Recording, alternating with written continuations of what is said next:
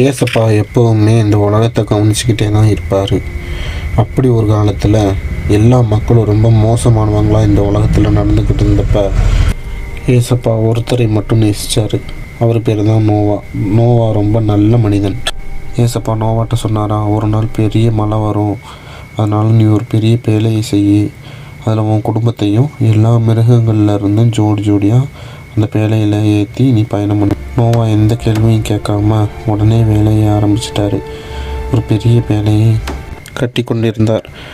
அப்போ சுற்றி உள்ளவங்க எல்லாம் இந்த வெயிலில் எதுக்குடா கப்பல் கட்டுறேன்னு கிண்டல் பண்ணப்போ கூட அவர் அதை கண்டுக்காமல் எல்லா விலங்குகளையும் ஏசப்பா சொன்ன மணி பேழைக்குள்ளே அனுப்பினார்.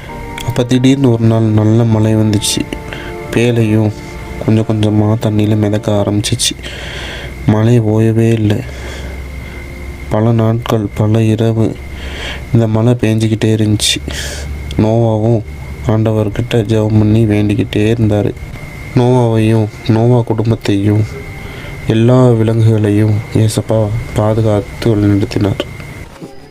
அப்புறம் ஒரு நாள் மழை வெறிச்சு கப்பல் தரையிறங்குச்சு. எல்லா மிருகங்களும் நிலத்துக்கு வந்து சந்தோஷமாக சுற்றி திரிந்தது. அதுக்கப்புறம் ஏசப்பா வானத்தில் ஒரு வானவில்லை வைத்து, இது என்னோட வாக்குறுதி, நான் இந்த உலகத்தை எப்போவுமே கவனிச்சுக்கிட்டே இருப்பேன்னு சொன்னாராம். அதுக்கப்புறம் எல்லா விலங்குகளும் நோவாவும் ஆண்டவருக்கு நன்றி செலுத்தி சந்தோஷமாக இந்த பூமியில் வாழ்ந்து வந்தாங்களாம். அதே மாதிரி நீங்களும் நல்லவர்களாக வாழ்ந்து வந்தீங்கன்னா ஏசப்பா எப்போவுமே உங்கள் கூடயும் இருப்பார்.